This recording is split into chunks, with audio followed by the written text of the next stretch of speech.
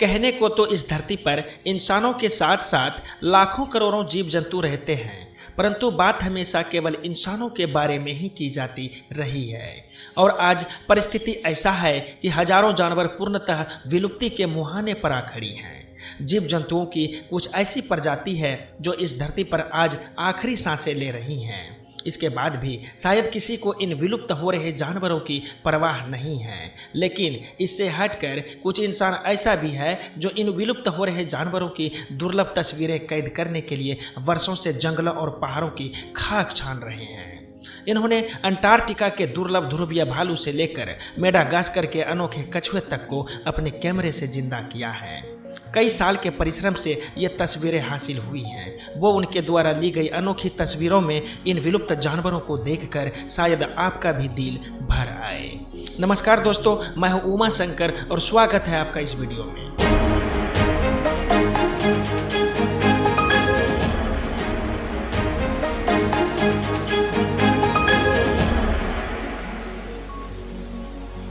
Saiga मिरिग।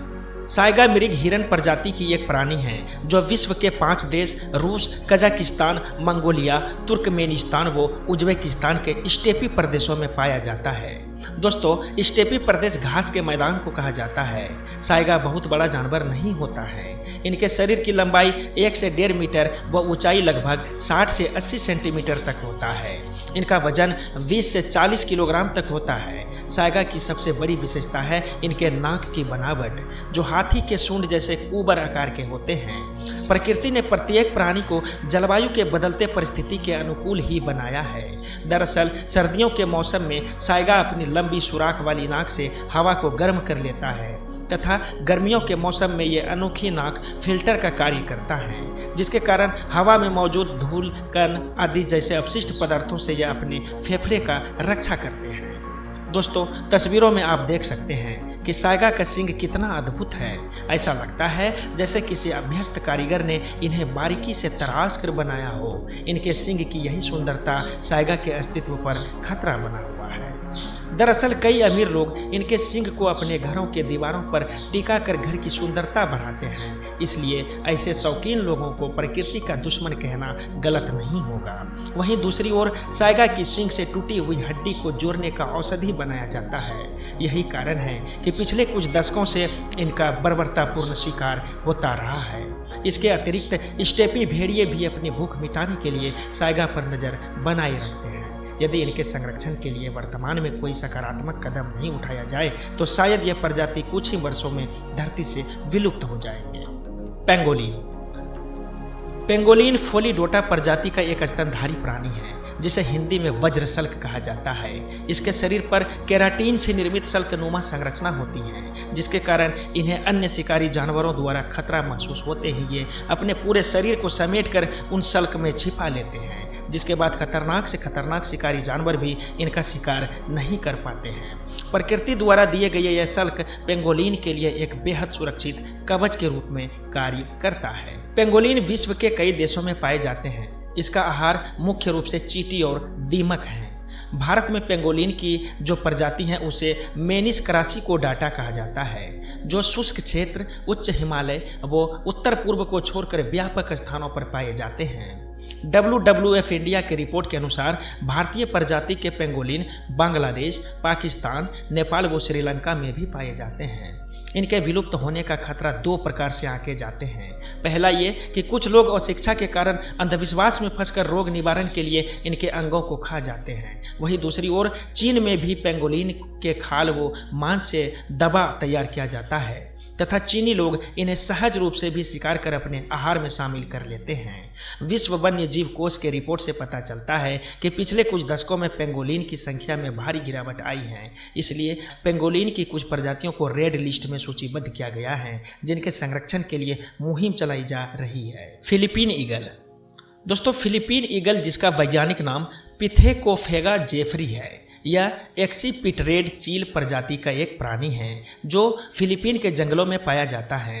इसका वजन लगभग 9 से 18 पाउंड तक होता है तथा इसके पंख भूरे और सफ़ेद रंग के होते हैं। इसकी खास विशेषता है इनके सिर पर फैले हुए शिखा, जो इन्हें अन्य चीलों से अलग बनाता है। इनकी शिखा को देखकर ऐसा प्रतीत होता है जैसे ये अपने सिर पर मुकुट धारण किए हुए हो। यह पक्षी इतना ताकतवर होता है कि यह बंदरों तक का शिकार बड़ी आसानी से कर लेते हैं। इसे फिलीपीन का राष्ट्रीय पक्षी घोषित किया गया है तथा इनके शिकार करने पर शिकारी के विरुद्ध कठोर सजा का प्रावधान है। विश्व भर में चील का लगभग कुल 60 प्रजाति पाए जाते हैं, जिसमें सबसे ताकतवर फिलीपीन ईगल को ही माना जाता है। आज इंसानों ने अपने अधिवास व कार्य क्षेत्र को विकसित करने की होड़ में इनके निवास स्थानों को वन का कटाई करके काफी छोटा कर दिया है, जिसके कारण फिलीपीन ईगल लुप्तप्राय श्रेणी के पक्षी बन गए हैं और इनकी संख्या घटकर काफी कम हो गई है। प्रोबोसिस बंदर। प्रोबोसिस बंदर, जिसे लंबी नाक वाले बंदर के नाम से भी जाना जाता है, बंदरों की यह प्रजाति दक्षिण पूर्व एशिया के बोर्नियो द्वीप पर पाया जाता है। प्रोबोसिस बंदर लाल व भूरे रंग के होते हैं तथा इनकी लंबाई 53 से 76 सेंटीमीटर तक होता है। वो इनका वजन लगभग 7 से 22 किलोग्राम तक होता है। यह बंदर केवल दिन में ही विचरण करते हैं तथा यह झुंड में रहना पसंद करते हैं। इनके झुंड को ट्रूम्प नाम से जाना जाता है। प्रोबोसिस बंदर एक पैर से दूसरे पैर पर 24 किलोमीटर प्रति घंटे की रफ्तार से छलांग मार सकते हैं। पिछले कुछ वर्षों में मानवों द्वारा इनका बहुतायत शिकार कर लिया गया है तथा मानवीय गतिविधि के कारण इनके निवास स्थानों में भी कमी आ गई है।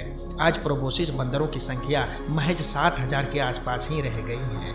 यदि मानवों द्वारा ऐसे ही प्रकृति का विनाश होता रहा तो शायद ही अगली पीढ़ी इस लंबी नाक वाली दुर्लभ बंदर प्रजाति को देख पाएंगे। सुमात्रन हाथी। सुमात्रन हाथी इंडोनेशिया के सुमात्रा द्वीप पर पाए जाते हैं। सामान्यतः यह हाथी एशियाई हाथी से छोटे कद के होते हैं, हालांकि यह एशियाई हाथी के ही प्रजाति हैं। इनकी ऊंचाई 200 से 320 सेंटीमीटर तक होते हैं। हालांकि मादा सुमात्रन हाथी नर सुमात्रन हाथी की अपेक्षा छोटे होते हैं तथा इन हाथियों का वजन लगभग 2000 से 4000 किलोग्राम तक होता है। इनका जीवन काल 55 से 70 वर्ष तक का होता है तथा ये काले भूरे वो धूसर रंग के होते हैं। सुमात्रन मादा हाथी का गर्भकाल 22 महीने का होता है। वो इनके द्वारा जन्म दिए गए बच्चे का देखभाल मादा हाथी कुल 5 वर्ष तक ही करते हैं। एक ओर जहां जंगल के विनाश के फलस्वरूप इनका निवास स्थान केवल 97 वर्ग किलोमीटर के दायरे में ही सिमट कर रह गया है, वहीं दूसरी ओर मनुष्यों द्वारा सुमात्रन नर हाथी का बहुतायत शिकार भी किया गया है। ब्लैक मार्केट में सुमात्रन हाथी के दांत को ऊंचे कीमतों पर बेचने के लिए शिकारियों ने इनकी संख्या में भारी कमी ला दी है। International union for conservation of nature की रिपोर्ट के अनुसार आज केवल 2000 के आसपास ही सुमात्रन हाथी बचे हैं। दोस्तों, वीडियो को पूरा देखने के लिए आपका बहुत बहुत धन्यवाद। हम आगे भी ऐसे दुर्लभ प्राणियों से संबंधित वीडियो लाते रहेंगे। अगर वीडियो पसंद आया हो तो चैनल को कीजिए सब्सक्राइब और साथ ही बेल आइकन को भी प्रेस कीजिए ताकि हमारे हर नए वीडियो का नोटिफिकेशन आपको मिलता रहे।